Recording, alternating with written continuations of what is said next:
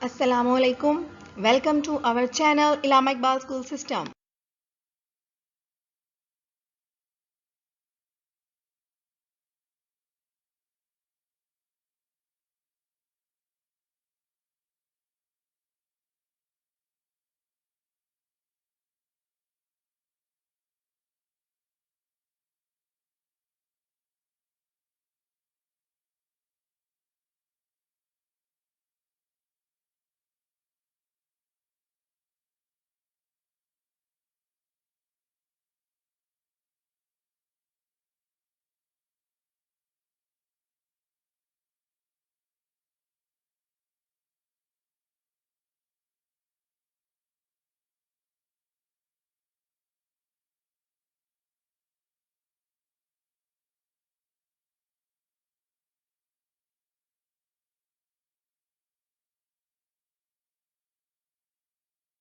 तो हम लोग 1 से ऑनवर्ड 8 क्लास तक स्टडी करते आ रहे होते हैं, लेकिन 9th क्लास में हम इसको एज अ सेपरेट सब्जेक्ट जो है वो स्टडी करते हैं।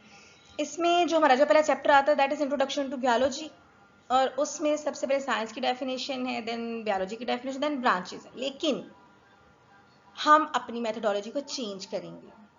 हम सबसे पहले साइंस की डेफिनेशन कर चुके हैं, बायोलॉजी की डेफिनेशन हम आज करेंगे, उसके बाद हम बेसिक्स ऑफ बायोलॉजी को स्टडी करेंगे।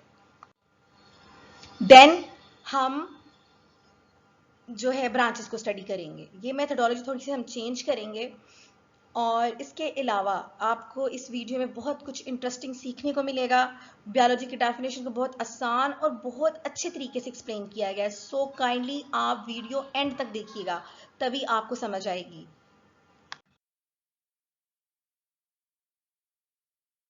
आज का जो हमारा टॉपिक है that is what is biology. जैसा कि हम सब जानते हैं कि हमारा जो यूनिवर्स है वो, उसमें प्लैनेट्स मौजूद हैं, गैलेक्सीज मौजूद हैं, एस्टेरॉयड्स मौजूद हैं, स्टार्स मौजूद हैं।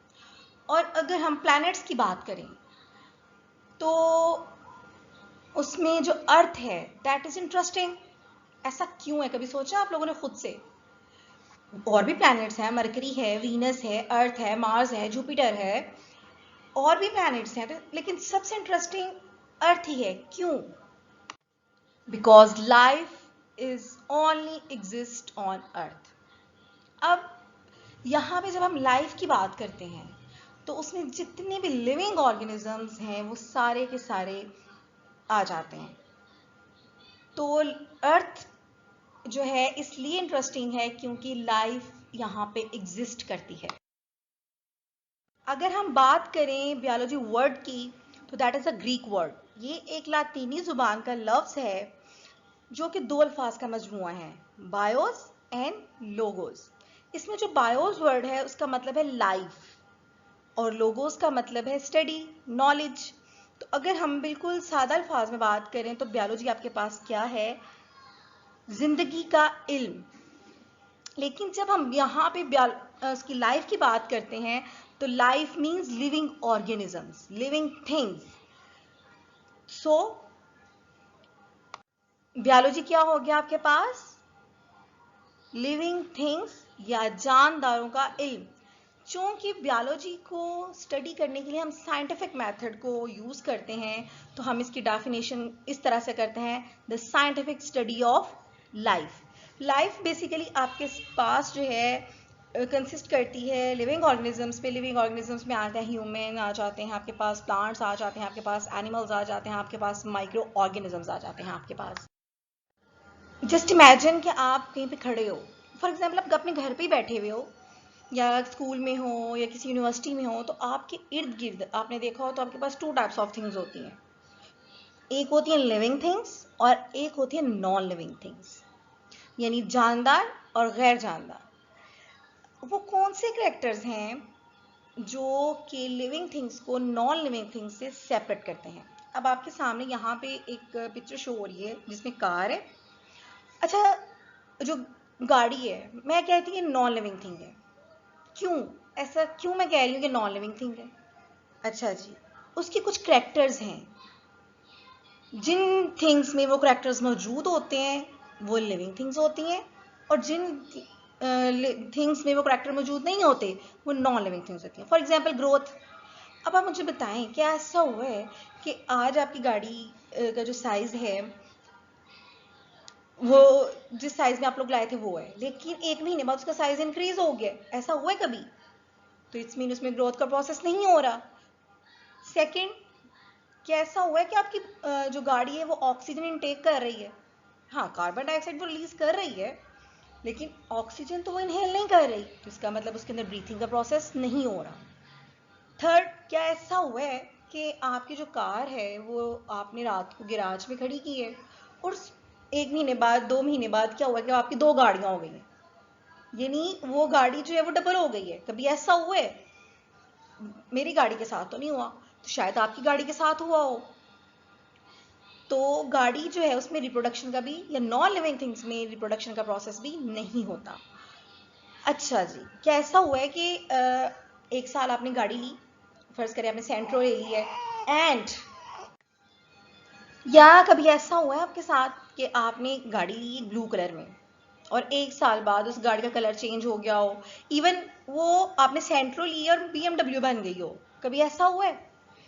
नहीं हुआ, मेरी गाड़ी के साथ तो नहीं हुआ, तो इट्स मीन कि इसमें एवोल्यूशन का प्रोसेस भी नहीं हो रहा। दूसरा, कभी आपने आपकी गाड़ी ने कभी गाजर खाई हो, कभी मूली खाई हो, या पानी पिया हो? पानी तो खैर उसमें हम लोग डालते हैं, तो कभी ऐसा हुआ कि वो फूड ले रही है, यानी उनमें मेटाबॉलिज्म का जो प्रोसेस है, वो मेटाबॉलिज्म का प्रोसेस बेसिकली क्या है कि आप जो फूड ले रहे होते हो या खा रहे होते हो, आपकी बॉडी उसको एनर्जी में कन्वर्ट करती है, ठीक है?